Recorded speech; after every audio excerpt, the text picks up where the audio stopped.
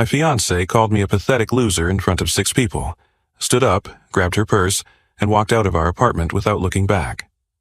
3 days later, I was sitting on the floor of a one-room cabin in the Brooks Range of Alaska, 700 miles north of Anchorage, reading a 4-page letter in my dead father's handwriting that told me the property my parents had given me, the property my brother had laughed at, the property my fiancée had used as her reason to end our engagement, was worth $135 million. But before I tell you what was in the letter, I have to tell you how I ended up on the floor of that cabin. Because the journey there was paved with the kind of small humiliations that I had been absorbing, quietly, for my entire life. My name is Bennett Crockett. I was 38 years old in April of 2026. I worked as an architectural drafter at a mid-size firm in Westchester County, New York. I made $68,000 a year. I had been at the firm for 11 years. I was not a licensed architect. I had failed the licensing exam twice, first at 26, then at 28.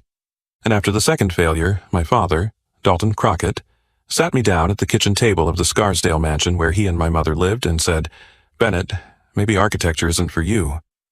He didn't say it cruelly. He said it the way a man says a thing that he has concluded, and the concluding is a kindness because it saves the other person from further effort. My father was not a cruel man. He was a man of preferences, and my older brother Preston was his preference, and I was the son he had to be pragmatic about because I was not Preston. Preston Crockett, 5 years older than me. Columbia Business School, class of 2008. Joined Crockett Realty Group at 26 as a VP, ran the residential division by 30, became executive vice president at 37, married a socialite named Cressida Lowell, 2 children, a house in Scarsdale, a 2024 Bentley Continental that he drove to work the way other men drive Toyotas. The family golden child, executed exactly according to the specifications my father had drawn up.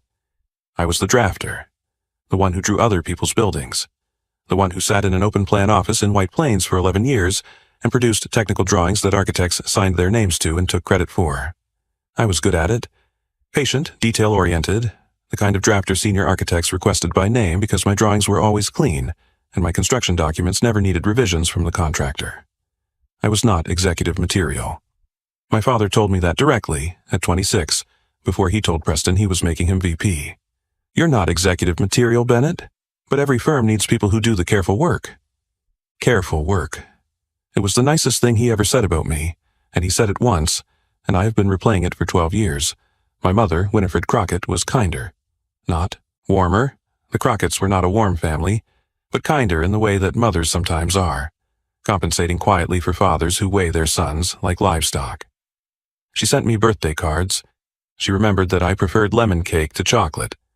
She never praised me in front of Preston, but she once told me at a Christmas dinner when I was 31 that I had my grandfather's hands, long fingers, precise, and that my grandfather had been a watchmaker in Bucharest before the war, and that maybe precision had skipped a generation but had landed in me. "Your grandfather would be proud of your work, Bennett." I did not ask her why my father wasn't. The answer would have hurt more than the question. My parents died 10 weeks apart. My father, first, in January of 2026, a heart attack in his study, 18 minutes after finishing his morning espresso. My mother, 3 weeks later, a stroke and then complications from the stroke and then the hospital and then the hospice and then the funeral, on a Tuesday in March that was cold and gray and attended by 300 people who had known my father's money and 12 people who had known my mother's heart. Preston gave the eulogy. He spoke about legacy. He spoke about Crockett Realty. He spoke about how our parents had built something that would endure. He did not mention me by name until the end, when he thanked my brother Bennett, who was a good son, in the particular way that older brothers thank younger brothers in front of rooms full of strangers. I spoke for 90 seconds. I thanked my mother for teaching me that careful work was worth doing. I did not thank my father, which nobody noticed, because nobody was looking at me anyway. The will reading was on April 12, 2026. The law office of Hollister and Teague on Madison Avenue in Manhattan. Rosewood conference table, leather chairs, a view of the East River through floor-to-ceiling windows. The attorney, a man named Granger. Teague was in his late 60s, silver-haired, with the particular gravity that trusts and estates attorneys develop because they spend their careers watching families divide things. Preston and Cressida were there. I was there. My fiancée, Mackenzie Ford, was there, and a junior associate was there to take notes. Granger Teague opened the folder, read the preamble, then began. To my son, Preston Crockett, and his descendants, I leave the following. The residence at 247 Walnut Lane, Scarsdale, New York, including all furnishings and contents, the 2024 Bentley Continental GT and the 2023 Range Rover Autobiography, to be held as personal vehicles or disposed of at discretion, 100% of the outstanding shares of Crockett Realty Group, LLC, including all operational assets, client contracts, and goodwill, and liquid assets in the aggregate amount of $4,200,000 to be transferred from the Crockett Family Trust to Preston's personal account within 60 days of this reading. Preston did not react. He had known for years that he was getting the company.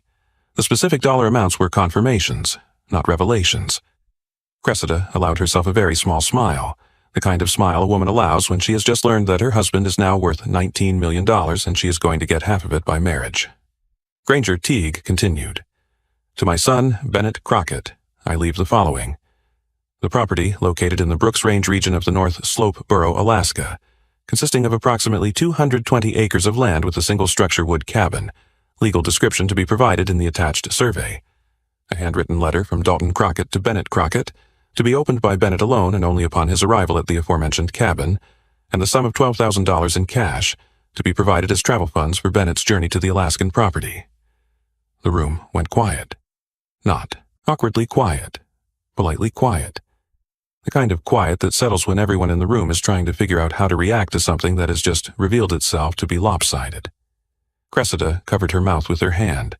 She didn't hide the smile that followed. Preston looked at his lap. Mackenzie's face went through 3 stages in about 2 seconds. Shock, calculation, rage. My face didn't do anything.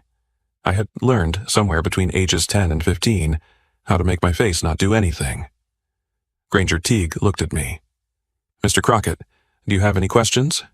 No, thank you. The cash is available to you today. The letter will be released to you along with a set of keys to the cabin. The property survey and deed have already been transferred and are in your name as of midnight last night. Thank you. Preston cleared his throat. Granger, was there any explanation in the will about why the division was structured this way? There was a handwritten note from your father, Mr. Crockett.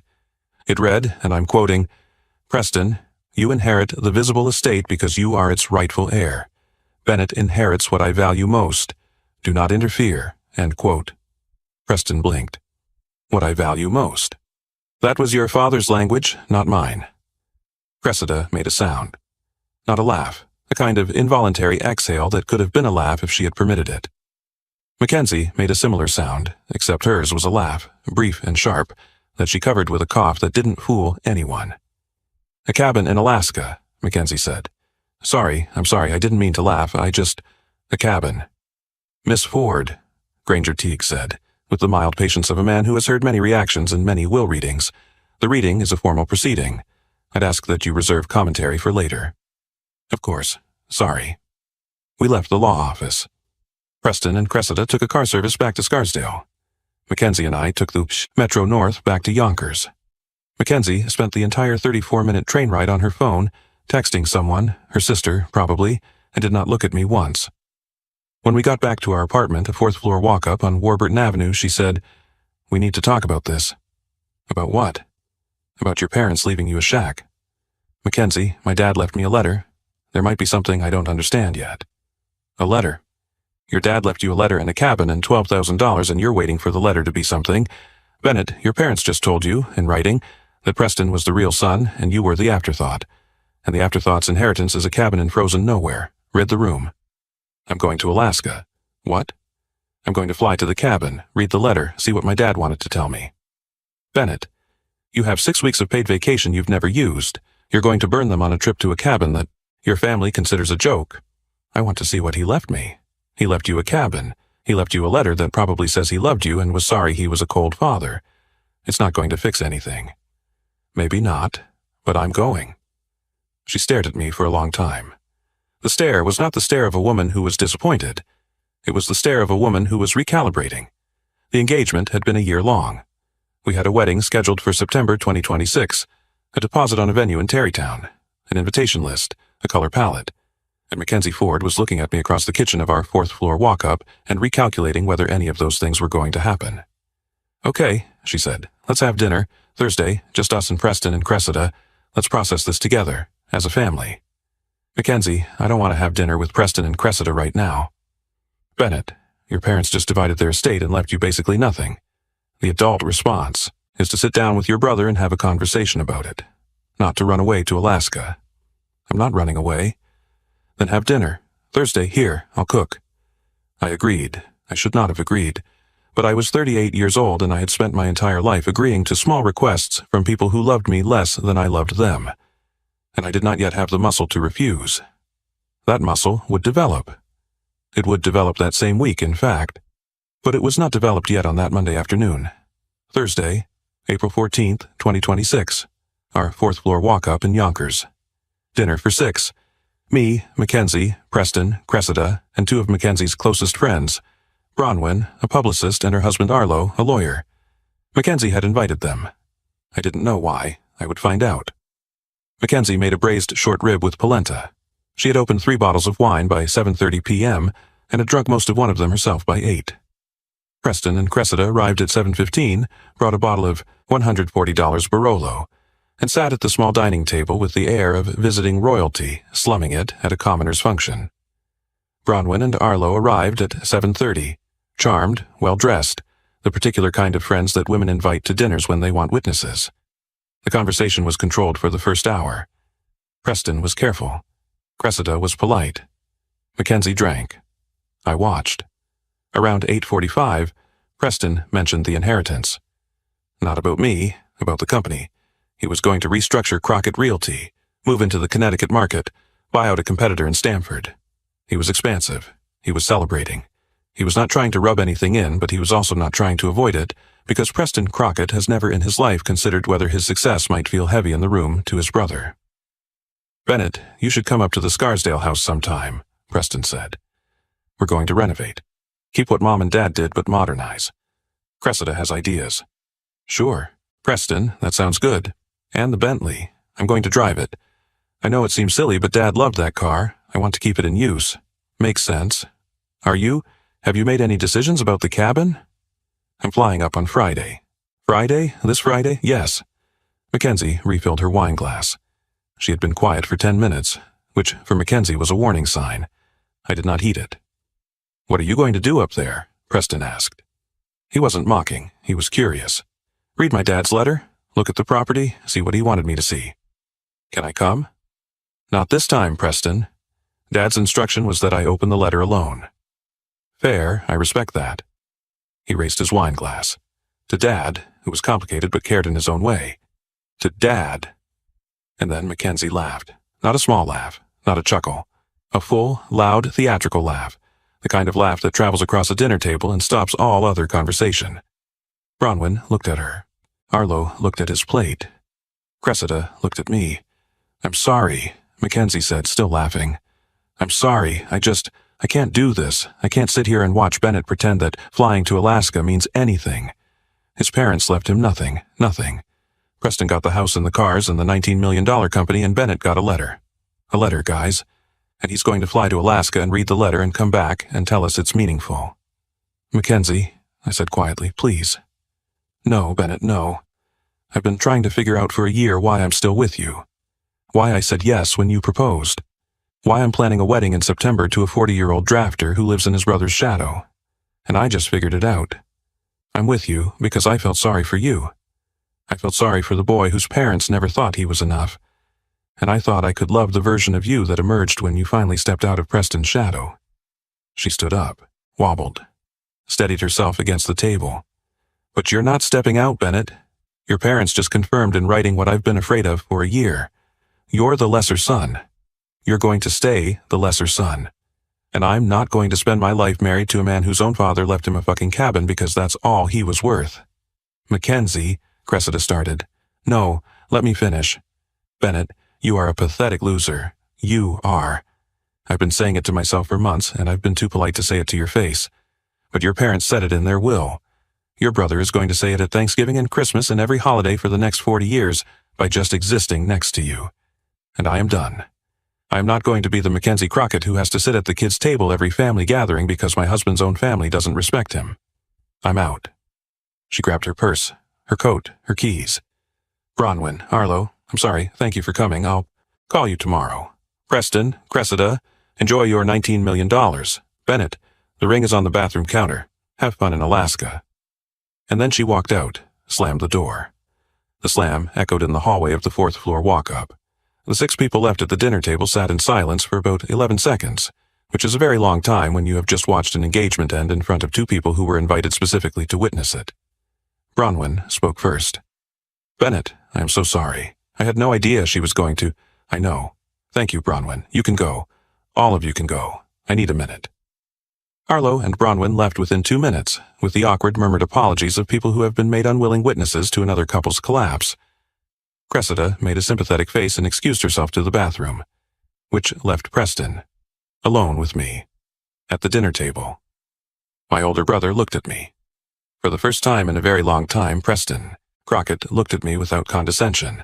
He looked at me the way a brother looks at a brother who has just been publicly humiliated by his fiancée in a rented apartment in Yonkers.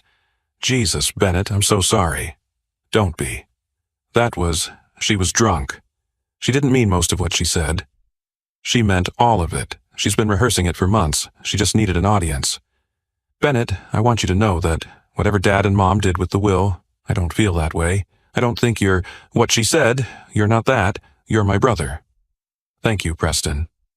Is there anything I can do? Yes. Go home, take Cressida, let me pack. Pack? I'm going to Alaska tomorrow morning. I moved the flight up. He looked at me.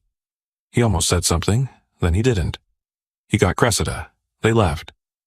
I stood in the kitchen of the fourth-floor walk-up, where I had lived for 6 years with the woman I was going to marry, and I looked at the ring on the bathroom counter, 1.2-carat round cut solitaire that I had spent 8 months paying off, and I picked up the phone and changed my flight from Sunday morning to 6 a.m. Friday. Then I packed a bag, thermal clothing, wool socks, boots, a headlamp, my father's property survey, the key to the cabin, which Granger Teague had given me that afternoon, and the letter, sealed, in my inside jacket pocket, where it would stay until I reached the cabin because that was what my father had asked. I slept for 3 hours. Then I got in an Uber to JFK. The Uber driver, a man named Gideon, who had been driving in New York for 19 years, asked me where I was going. Alaska? Business or pleasure? Neither. A state matter. Someone died? Both my parents. I'm sorry. Thank you. Alaska in April. That's still winter up there. I know. Bring more socks than you think you need. My son did Alaska for 2 summers. He told me that one thing, socks. Noted? I got on the plane at 6:18 a.m. on Friday, April 15th, 2026. JFK to Anchorage, 7.5 hours. Anchorage to Fairbanks, 1 hour. Fairbanks to Coldfoot, a small airstrip run by a bush pilot named Kaya Whitcomb, 2 hours in a single-engine Cessna that made sounds I did not want to identify. From Coldfoot, a truck stop town of 34 people on the Dalton Highway, I rented a snowmobile from a local outfitter. His name was Orson P. Cook. He was 61 years old. Inupiaq. Short, broad-shouldered, with the kind of face that has spent 61 years outside and does not apologize for it. You're Bennett Crockett? Yes, sir. Dalton's boy? Yes, sir. Your father was a good man. Came up here twice a year for 38 years. Never talked much about what he was doing. Said he was checking on the land. Do you know what he was checking? Orson looked at me for a long time. The way Alaskans look when they are deciding whether to say something or whether to let the silence do the work. You should open the letter at the cabin. That's what your father would want. He left me instructions to do that. How did you know there was a letter? There's always a letter. Men like your father. They don't say the important things, they write them and leave them. He rented me a snowmobile, gave me a topographic map with the cabin marked, told me the route, 22 miles northwest, along a frozen river, then up a draw, then through a stand of spruce. Told me to leave by noon so I'd have daylight. Told me that if I wasn't back by Sunday evening, he would come looking for me. You've been there before. Many times. I helped your father maintain the place. He paid me fairly. I will help you too if you need it. I left Coldfoot at 11:47 a.m. The snowmobile was a Ski-Doo, older model, maintained well. The trail was marked with occasional ribbons tied to trees. The landscape was white and gray and green, snow, rock, spruce, and silent in a way that New York City had prepared me for the exact opposite of. I rode for 90 minutes. Stopped twice to check my map. Saw a moose in a clearing that watched me pass without moving. Crossed a frozen creek. Climbed a shallow rise. And then, at 1:34 p.m. on April 15, 2026, I saw the cabin. It was small, 400 square feet, log construction, weathered gray from 4 decades of wind, a stone chimney, a metal roof with an overhang, a single door facing south, windows on the east and west walls, a woodshed to the side, stocked with split spruce under a tarp, a small outhouse 30 feet behind, no power lines, no wires of any kind. The nearest electrical grid was probably 100 miles south. It was exactly what Mackenzie had called it. A shack. A cabin in frozen nowhere. The worthless inheritance that the lesser son had been given because his parents thought he was worthless. I parked the snowmobile. Unlocked the door with the key Granger Teague had given me. The door opened into a single room. A wood stove in one corner. A cot against the north wall. A small table with 2 chairs. A few shelves with old enamel plates and cups. A lantern. A box of matches. A stack of split wood beside the stove. A cabinet with canned goods that my father had stocked on his last visit in September of 2025, 4 months before he died. I built a fire, sat on the floor in front of the stove, waited for the cabin to warm, which took 40 minutes, during which I watched my breath turn into clouds inside a wooden room my father had built for reasons I did not yet understand.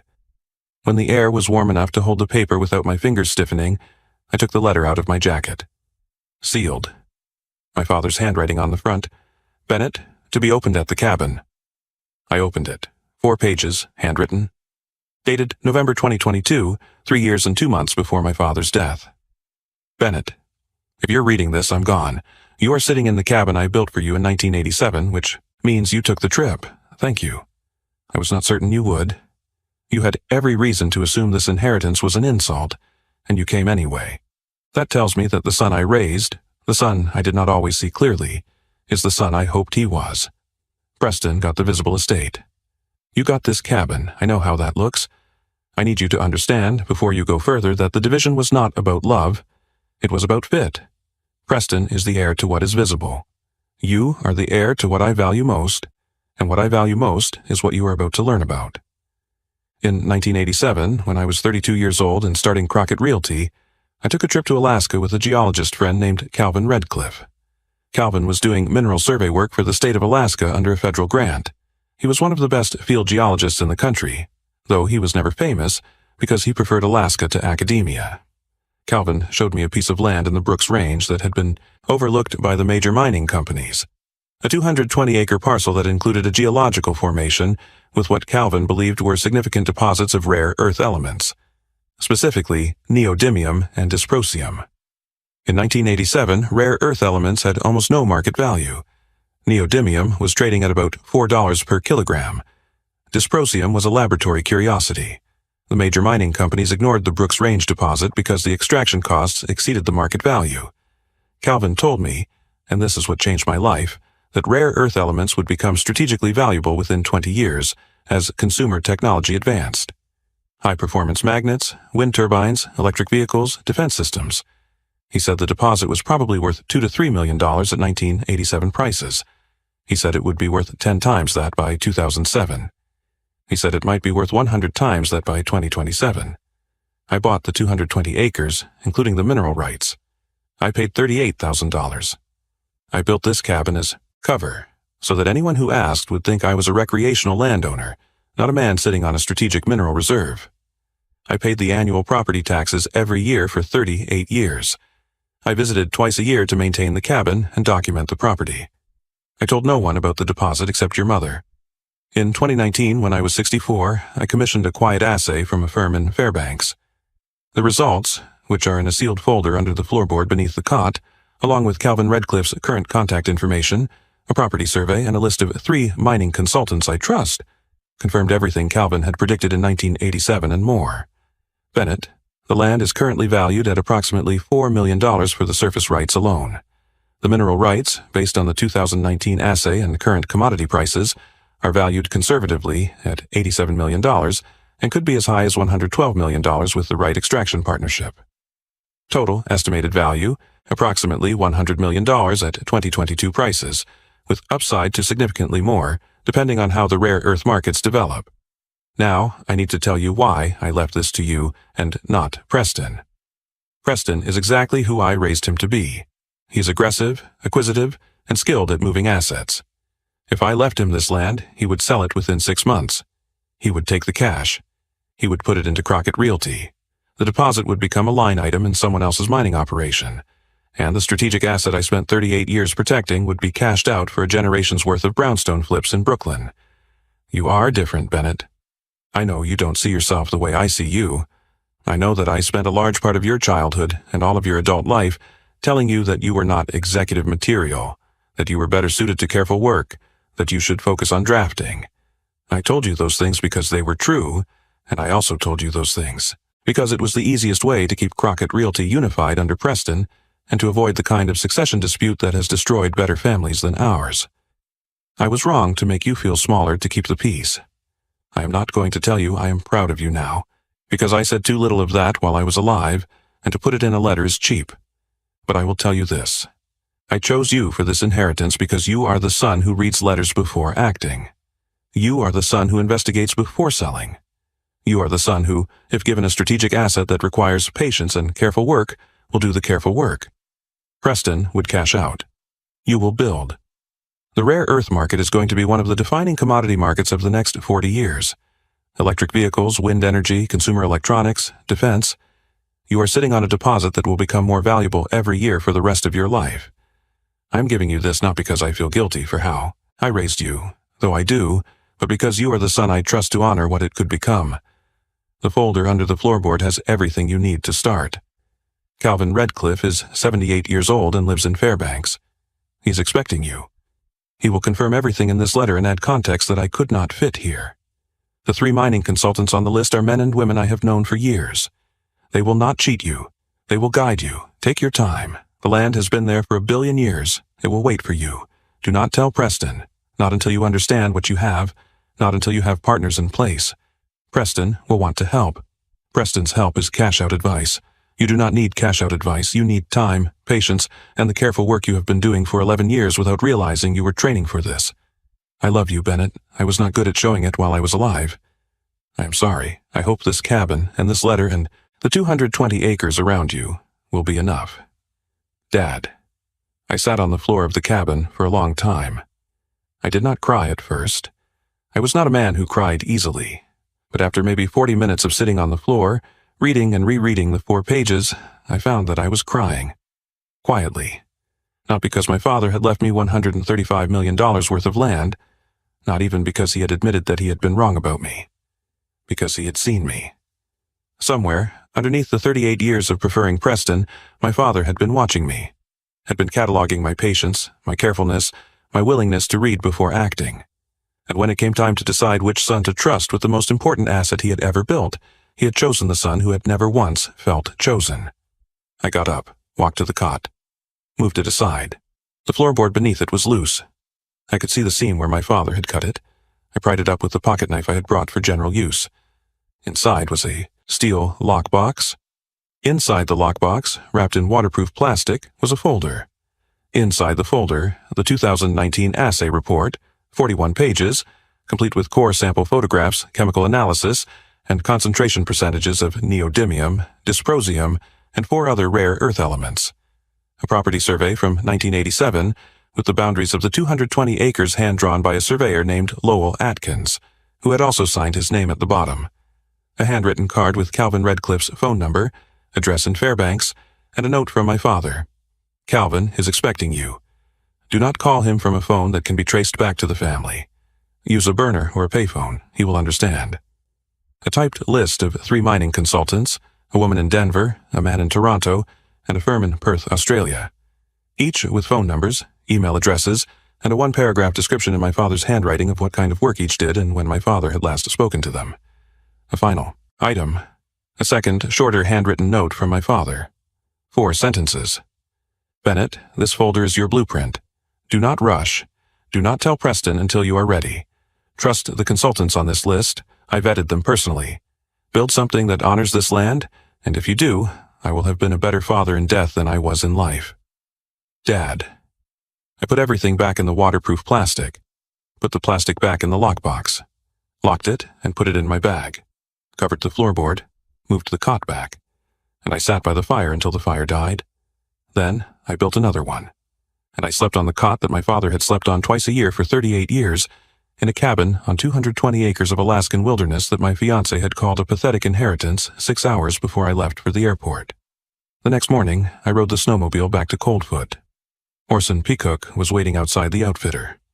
He did not ask what had happened at the cabin. He simply looked at me and said, "You read the letter." I did. "You understand now? You knew? Your father trusted me with the cabin key when he couldn't come in the winter. I read nothing, but I drove him to the airstrip 38 times, and the way a man stands on the tarmac when he is leaving something important tells you everything. Your father stood like a man who was guarding a treasure. I figured it was the land. It's the land. What's next? I don't know yet. My father left me a list." "Good. Men like your father always leave lists." I flew back to Fairbanks that afternoon. Instead of flying straight home, I stayed in Fairbanks for 3 days and met with Calvin Redcliffe. He was 78 years old, still sharp, lived in a modest house near the university. He invited me in, made tea, and confirmed every single detail in my father's letter. Then he added more. "Your father underestimated the current value, Bennett. The 2019 assay was based on commodity prices at that time, rare. Earth prices have risen significantly in the 5 years since, driven by electric vehicle demand and the geopolitical push to reduce reliance on Chinese rare earth supply. Your deposit, today, is worth somewhere between $130 and $145 million, depending on extraction partner negotiations and current spot prices on neodymium and dysprosium. $135 million, give or take. And you're sure? Bennett, I've done mineral surveys for the state of Alaska for 51 years. I'm sure. Your father's deposit is one of the 5 largest untapped rare earth reserves in North America. The reason it hasn't been developed yet is because it's on private land with mineral rights held by a single owner, originally your father, now you. The major mining companies have been trying to figure out how to approach your father for a decade. He never responded to their inquiries. He wanted you to be the one to choose the partner." "Why me?" Calvin looked at me over his tea. 78 years old, 4 decades of knowing my father, and he gave me the answer that my father had not quite managed to give me in the letter. "Because your father spent his whole life watching your brother make fast decisions with other people's assets. He didn't want that to happen to this one. He wanted a son who would be careful. He had one. You." I flew back to New York on April 21st, 2026. I did not tell Preston. I did not tell Mackenzie, who was, at that point, already posting vague social media updates about moving forward and trusting my gut, with photographs of herself at brunches with friends who had witnessed her exit. I did tell my boss at the drafting firm. I told him I needed to take an extended personal leave. 6 weeks. He approved it. I did not say that I was planning to quit by summer. I called the mining consultants on my father's list. Met with 2 of them in person within 3 weeks, the woman in Denver and the firm in Perth via video, explained the situation. I shared the 2019 assay. They all confirmed what Calvin had said. The land was worth what my father had estimated and more.